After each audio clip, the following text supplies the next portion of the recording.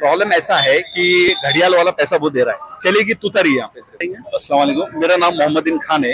मैं राष्ट्रवादी कांग्रेस पार्टी शरद चंद्र पवार में मैं पुणे शहर का सेक्रेटरी हूँ। मैं प्रशांत जगताप के साथ काम करता हूँ, प्रशांत जी के साथ काम करता हूँ मैं। तो हमारा सबसे पहले सवाल अभी यहाँ पर देखा जा रहा है, ये सामने ही है। अच्छा, ये नहीं, घड़ियाल है सर। यहाँ पर अभी कुछ पॉम्पलेट, घड़ियाल के कुछ पॉम्पलेट मस्जिद में बांटे जा रहे थे जी। मुस्लिम समाज को लेके कुछ बातें जो बीजेपी सरकार जो बता रही है, जैसे कि मस्जिद के स्पीकर उतारा जाएगा, मस्जिद में घुस के मारा जाएगा, उसके बावजूद भी ये पार्टी उम्मीद रखती है मुसलमानों से कि वोट करे। नहीं, बिल्कुल भी नहीं। ये अजित पवार अभी जो है बीजेपी में चले गए हैं, आरएसएस के साथ है। तो 100% अगर आप रिजल्ट देखेंगे 23 तारीख को, तो हड़पसर कॉन्स्टिट्यूंसी से प्रशांत जगताप आपको विन दिखेंगे, जीते हुए दिखेंगे। कोई भी माइनॉरिटी का आदमी जो है वो घड़ियाल को बिल्कुल भी वोट नहीं करेगा। अगर आप रिजल्ट भी, अगर प्रभाग 27 में भी मेजोरिटी में माइनॉरिटी है, उधर भी अगर आप देखेंगे तो वहां पर भी आपको ऐसा नजर आएगा कि भाई वहाँ घड़ियाल चली नहीं है। 2000 वोट भी घड़ियाल को वहां पर मिलना मुश्किल है, पूरा तुतारी चलेगा। और ये आरएसएस ने जो 4-5 उम्मीदवार दिए हैं अपक्ष मुसलमानों को खड़ा किया डिवीजन करने के लिए, वो भी उनका ये था, वो भी फेल हो चुका है। उनका जो प्लानिंग था वो प्लानिंग पूरा फेल हो चुका है। और यहाँ पर सिर्फ और सिर्फ तुतारी चलेगी, शरद पवार की तुतारी चलेगी। पिछले 5 साल जो उम्मीदवार थे और किस हिसाब से यहाँ पर दिक्कतें आई हैं। एक्चुअली क्या हो गया कि चेतन पाटिल जो है बेचारे क्वालिफाइड है, उनके फादर की हम बहुत रिस्पेक्ट करते विठल तुपे जी की। लेकिन अगर आप चेतन तुपे का जो पीरियड था 5 साल का, पूरा फेलियर रहा, बैड लग उनको बेचारे का वक्त ही सही नहीं मिला, उनको ना परफॉर्मेंस बताने के लिए भी नहीं आया। कोविड में ऐसा चले नहीं, कोविड में तो वो पब्लिक में नहीं आए, वो अपना घर में बैठ के ही फेसबुक से सब कुछ पब्लिक से इंटरेक्ट करते थे।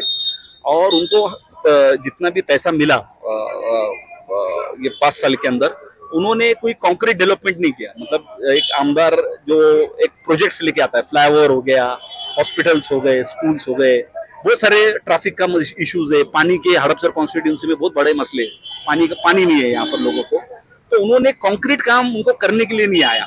और उनका सब में जो ड्रॉबैक था, अगर उनकी सीट गिर जाती है तो वो मैं समझूंगा कि उनका सब में बड़ा नुकसान उनके कॉर्पोरेटर ने किया है, क्योंकि वो कॉर्पोरेटर का सुनते थे, उन्होंने कार्यकर्ता को कभी इंपॉर्टेंस दिया नहीं। जैसा मैंने उनके लिए 36,000 नाम लगाया था उनको जीतने के लिए, और 1.25 साल हमने मेहनत की थी यहाँ पर हड़पसर कॉन्स्टिट्यूंसी में, स्पेशली कोंडवा, कौसरबाग, प्रभाग 26, प्रभाग 27 में, और प्रभाग 41 मतलब ऊपर कोंडवा। हमने 36,000 नाम लगाए थे। 36,000 नाम लगाने के बाद अमोल कुल्ले जी को 2019 में लीड मिला, और उसके बाद ये 6 महीने में इलेक्शन हो गए विधानसभा के, तो चेतन तुपे भी जीत कर आ गए। तो वो अगर हम लोग नाम नहीं लगाते तो ये जीतते भी नहीं थे। लेकिन इन्होंने ये उनका जो डिसीजन हो गया मेरे हिसाब से गलत हो गया, क्योंकि उन्होंने माइनॉरिटी का ख्याल करना चाहिए था कि भाई माइनॉरिटी वोट तो आरएसएस बीजेपी को देगा नहीं। कैसे के वहां चले गए मुझे समझ में नहीं आया। तो आपकी बातों से लग रहा था इस बार तो यहाँ पर कोंडवा में आपके उम्मीदवार रहेंगे तुतारी। 100% हमारा अभी 23 तारीख को आपको मालूम पड़ेगा कि यहाँ पर तुतारी का आमदार चुन के आया है। तो महाराष्ट्र में कौन सी सरकार होनी चाहिए? महाविकास आघाड़ी का गवर्नमेंट हमारा बन रहा है। 23 तारीख के दिन हमारा गवर्नमेंट ही फॉर्म हो रहा है बॉम्बे के अंदर। तो 23 तारीख के लिए दिन यहाँ के आह्वान को आप किस तरह से आह्वान करेंगे वोटिंग के लिए? हाँ, अभी मैं स्पेशली मैं माइनॉरिटी से रिक्वेस्ट करूंगा, उनसे अपील करूंगा कि आरएसएस ने पूरी ताकत लगाई है मुस्लिम वोटिंग डिवाइड करने की, डिवीजन करने के लिए।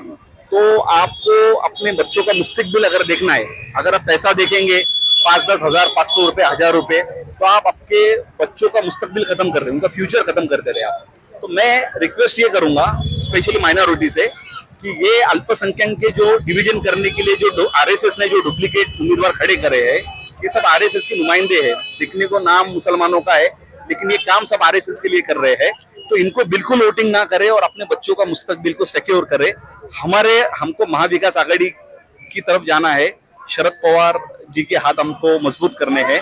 अगर महाविकास आघाड़ी का सरकार स्थिर रहेगा तो सुकून और अमन महाराष्ट्र में 100% रहेगा। मैं एक बात बताना और जरूर समझूंगा, जो हमारे सर्वे के हिसाब से कि कुछ लोग अवाम में ऐसी बातें चल रही है कि घड़ियाल के जो कार्यकर्ता है वो भी कह रहे हैं कि लोगों की अब वोट तुतारी को ही कर। प्रॉब्लम ऐसा है कि घड़ियाल वाला पैसा बहुत दे रहा है, घड़ियाल वाला पैसा दे रहा है, पैसा सबसे लेंगे, लेकिन चलेगी तुतारी यहाँ पे, सिर्फ तुतारी बजेगी 100%।